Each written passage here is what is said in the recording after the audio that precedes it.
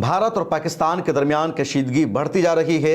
लड़ाई का जो सिलसिला है वो तूल पकड़ता जा रहा है। ऑपरेशन सिंदूर की दूसरी रात में भी दोनों तरफ से हमला हुआ है।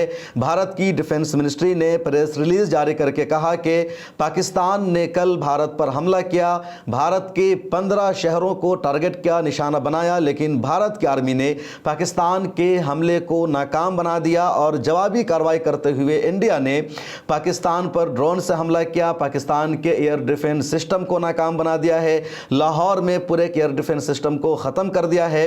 और ये खबर सबसे पहले पाकिस्तान की तरफ से आती है। BBC ने, CNN ने खबर शाये की है जिसमें पाकिस्तान की आर्मी का कहना है कि इंडिया ने लगातार यानी ऑपरेशन सिंदूर की दूसरी रात में भी इंडिया ने पाकिस्तान के एयर स्पेस के हुदूद की मुखालफत करते हुए ड्रोन से हमला किया और 25 ड्रोन भेजे गए। और पाकिस्तान का दावा यह है कि उन तमाम ड्रोन्स को पाकिस्तान की आर्मी ने, एयरफोर्स ने मार गिराया है। मुल्क के मुख्तलिफ इलाकों से ड्रोन के मलबे को इकट्ठा किया जा रहा है। पाकिस्तान का यह भी दावा है कि जो ड्रोन है वो मेड इन इजराइल है, यानी इजराइल ने ये ड्रोन इंडिया को दिया है, जिसकी जो रेंज है काफ़ी लंबी होती है। ये जो ड्रोन है काफ़ी नुकसान पहुँचाते हैं। जिस ड्रोन का इस्तेमाल इजराइल फ़लस्तीन के मुख्तलिफ इलाकों पर हमला करने के लिए करता है, उस ड्रोन से पाकिस्तान पर हमला किया गया। ये पाकिस्तान का कहना है। पाकिस्तान की आर्मी ने भी कहा कि रावलपिंडी में पाकिस्तान के एक मिलिट्री बेस को नुकसान पहुंचा है, 4 आर्मी के लोग वहां पर जख्मी हो गए हैं, एक आम शहरी की भी हलाकत हुई है। BBC उर्दू में खबर सामने है जिसमें कहा गया कि लाहौर, गुजरनवाला, चकवाल, अटक, रावलपिंडी, बहावलपुर, म्यानो छुआर और कराची में ड्रोन भेजे गए, वहां पर हमला हुआ। हालांकि पाकिस्तान का भी कहना है कि इस हमले में पाकिस्तान का ज़्यादा नुकसान नहीं हुआ, पाकिस्तान ने तमाम हमलों को नाकाम बनाया है। इंडिया ने अपनी प्रेस रिलीज में कहा कि पाकिस्तान की तरफ से पहले हमले की शुरुआत हुई थी और तब जवाबी कार्रवाई की गई। जो प्रेस रिलीज सामने आई है उसमें वाज़े लफ्ज़ों में कहा गया कि इंडिया ने ऑपरेशन सिंदूर के बाद वाज़े तौर पर कह दिया था कि इंडिया के हमले का मकसद दहशतगर्दों के ठिकानों को निशाना बनाना था। इंडिया ने टेरर कैंप को टारगेट किया था और पहलगाम टेरर अटैक का बदला लिया था। इसलिए कल इंडिया ने सिविलियंस को, आम शहरियों को टारगेट नहीं किया था, न ही पाकिस्तान के मिलिट्री बेस को निशाना बनाया था, लेकिन उसका बदला लेते हुए जवाबी कार्रवाई करते हुए पाकिस्तान ने भारत के 15 शहरों को टारगेट किया। जो 15 शहर है उसकी लिस्ट बताई गई है, जिसमें अवंतीपुरा है, श्रीनगर है, जम्मू है, पठानकोट है, अमृतसर है, कपूरथला है, जालंधर है, लुधियाना है, आदमपुर है, भटिंडा है, चंडीगढ़ है, नल है, फलूदी है, उत्तरलाई है और भूज है। तो कुल 15 शहर के नाम हैं जिसको पाकिस्तान की तरफ से टारगेट किया गया, निशाना बनाया गया। लेकिन इंडियन आर्मी ने, इंडिया की एयरफोर्स ने पाकिस्तान के इन तमाम हमलों को नाकाम बना दिया, पाकिस्तान पर वापस कार्रवाई कर दी और अब पाकिस्तान अपने मलबे को इकट्ठा कर रहा है। इधर इंडिया की तरफ से भी कहा गया कि जिन इलाकों पर पाकिस्तान ने हमला किया वहाँ जो ड्रोन गिरे हैं या मिसाइल गिरे हैं उन मलबों को इकट्ठा किया जा रहा है और सबूत पेश किया जाएगा कि किस तरह पाकिस्तान ने इंडिया पर हमला करने की कोशिश की। हालांकि पाकिस्तान इस हवाले से अभी तक खामोश है। पाकिस्तान ने इस दावा को कंफर्म नहीं किया है कि उसने इंडिया पर हमला करने की कोशिश की थी और इंडिया की आर्मी ने पाकिस्तान को मुंह तोड़ जवाब दिया है। पाकिस्तान का ये हमला हो जाने के बाद अमृतसर में और ख़ासतौर पर जो सरहदी अजला है वहाँ मुकम्मल तौर पर 8 मई की शाम से 9 मई की सुबह तक ब्लैक आउट करने का हुक्म दिया गया है।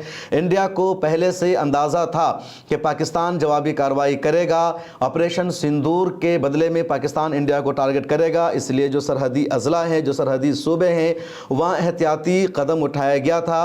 भारत के तमाम एयर डिफेंस सिस्टम को एक्टिव कर दिया गया, फाल कर दिया गया कि अगर पाकिस्तान का कोई भी हमला होता है, पाकिस्तान का कोई फाइटर प्लेन आता है इंडिया के सरहद में या कोई ड्रोन आता है या कोई मिसाइल आता है तो उसे सीधे टारगेट किया जाएगा, नाकाम बना दिया जाएगा। और उसमें इंडिया को कामयाबी मिली।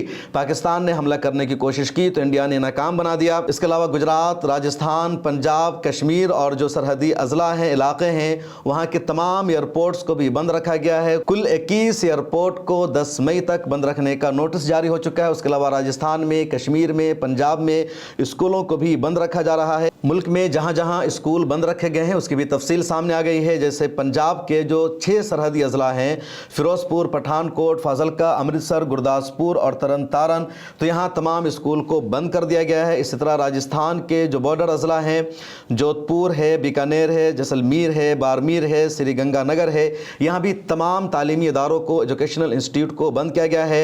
21 हवाई अड्डों को बंद किया गया है जो गुजरात के, राजस्थान के, पंजाब के या कश्मीर के, उसमें ख़ासतौर पर अमृतसर एयरपोर्ट शामिल है, पठानकोट, जोधपुर, जैसलमेर और श्रीनगर का एयरपोर्ट शामिल है। तो इन तमाम एयरपोर्ट्स को बंद रखा गया है। यहाँ की जो फ़ज़ाई हुदूद है उसको बंद कर दिया गया है। बहुत सारी जो एयरलाइंस है उसके रूट को भी चेंज कर दिया गया है।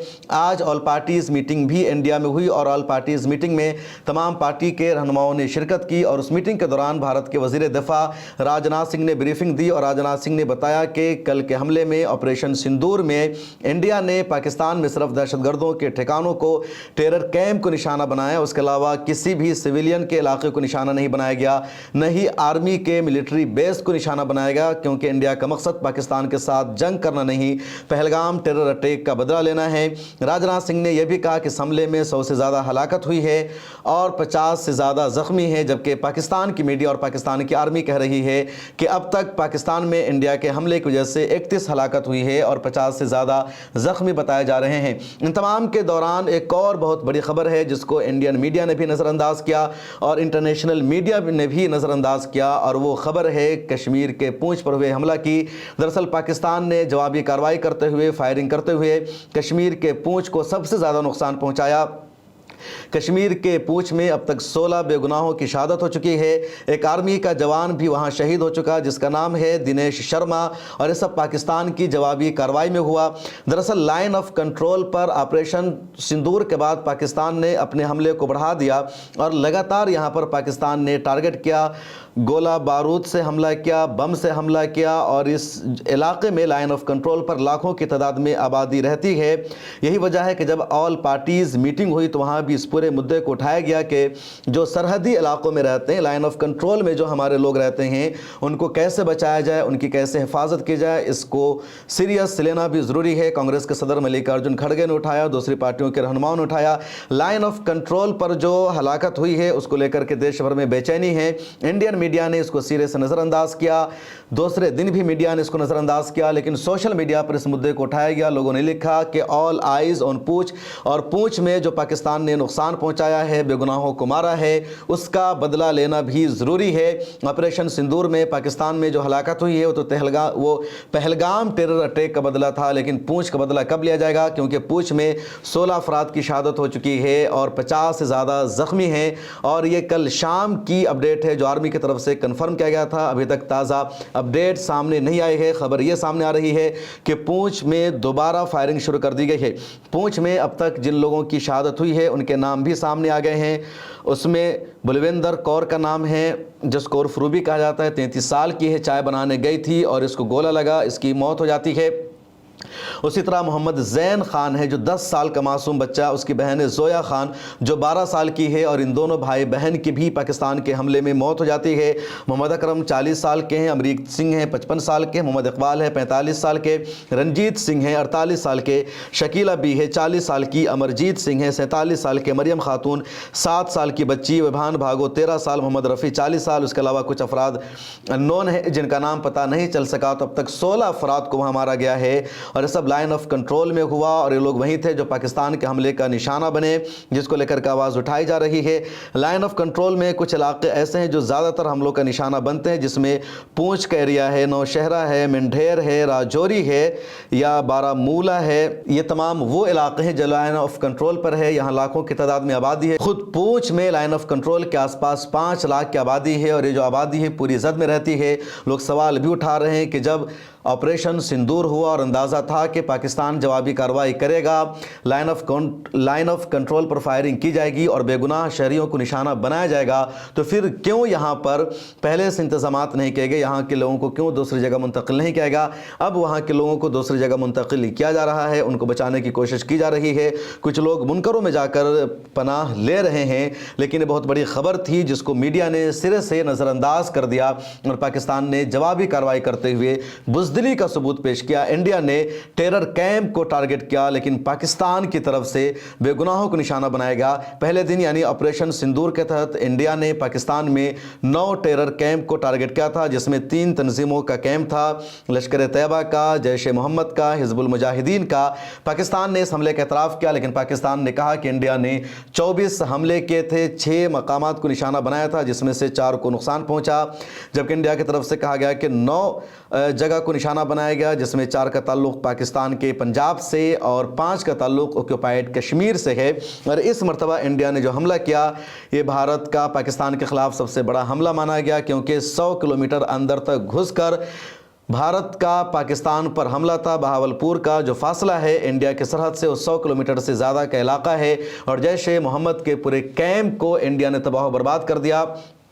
تو یہ سب سے بڑا حملہ مانا جا رہا ہے انڈیا کا پاکستان کے خلاف۔ اس کے علاوہ انٹرنیشنل میڈیا میں بھی اسی طرح کی خبر چل رہی ہے۔ پاکستان کی میڈیا کی طرف سے لگاتار یہ بھی دعویٰ کیا جا رہا ہے کہ جوابی کارروائی کرتے ہوئے اور انڈیا کے حملے کو روکتے ہوئے پاکستان نے بھارت کے 5 جنگی طیاروں کو، فائٹر پلین کو مار گرایا، جس میں 3 رافیل، 1 میگ، 1 SU اور کچھ ڈرونز ہے۔